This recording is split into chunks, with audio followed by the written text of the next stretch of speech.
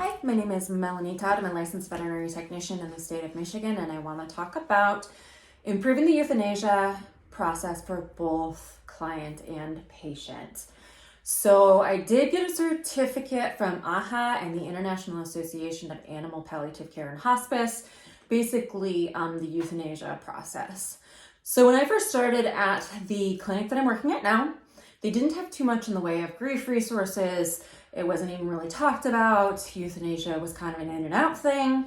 So one of the first things that I did was to create a grief resource packet, which basically is a folder. On one side is a printed sheet that has a poem in it. I change it up usually every time I reprint them, but it's always obviously pet grief related. The other side of the folder has all of the resources. So one page is nothing but phone numbers on websites for things like the suicide hotline, any grief groups that might meet, things like that, or anything that will help them reach out to someone else in that time. I printed off also pages that I condensed that have information on how to talk about grief with teens, with children, and then also how to deal with your other pets in the home because they will go through the grief process as well. I also put I also put in lists of books for adults, teens, and children, and they're basically about grief or how to deal with grief and your pet. So I keep these folders in the euthanasia basket. And what the euthanasia basket is a large basket that contains several different types of treats. So dog treats, cat treats, squeezed cheese, and obviously chocolate. So every euthanasia that comes in, we set this basket out so that if the patient is still hungry and wanting to eat, they can have a last stack. And the owner can feed them, which I find is really, really therapeutic to both the owner and the pet. So we set this euthanasia basket out. In the euthanasia basket is also the folders that I've made. And I put a small sign in there that says, grief resources. I work in a particularly rural area, and I feel like sometimes it is shamed to have grief when you lose your pet. A lot of people don't want to say that they're having grief or that, they aren't big and tough and breaking down over a dog. So I don't want to force this on anyone. I don't want to give them a packet as soon as they come in with their dog. I want the option available to them though, so they don't feel any pressure. But if they do want to look into these resources, they're there. And I like them being able to choose. Also, you want to make sure that the room is comfortable. So big, comfy blankets. Every single vet's office has a huge stockpile of blankets and towels and whatnot.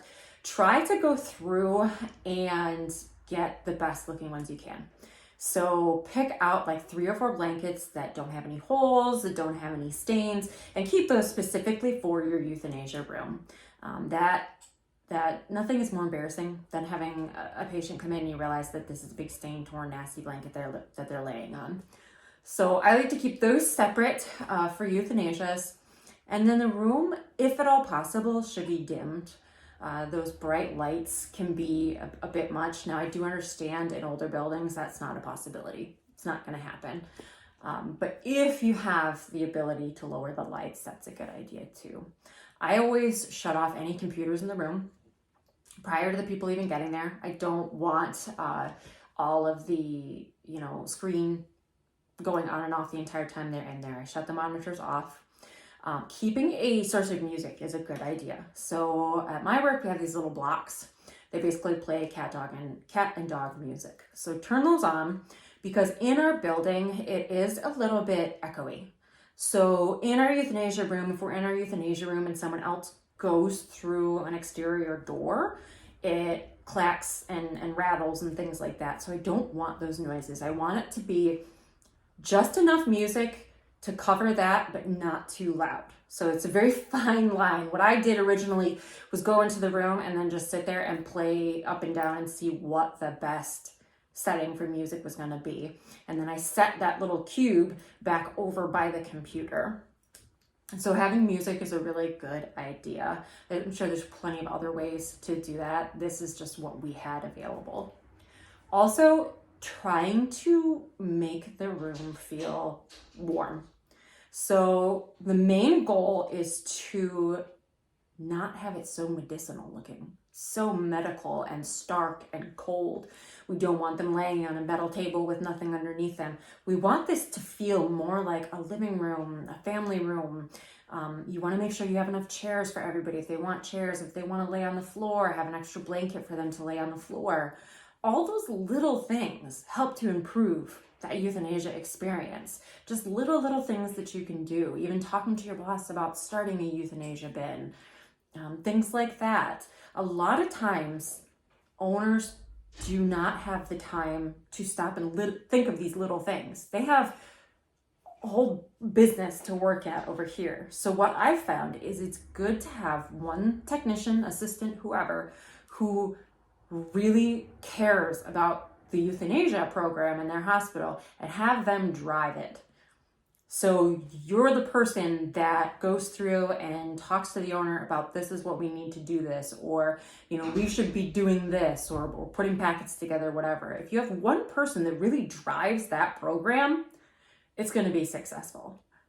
And these are just, like I said, a few of the tips or tricks. I really enjoy educating people about, veterinary medicine and the euthanasia process and things like that. So hopefully, if you like this, I can keep doing a couple of videos and sharing the knowledge that I have with you.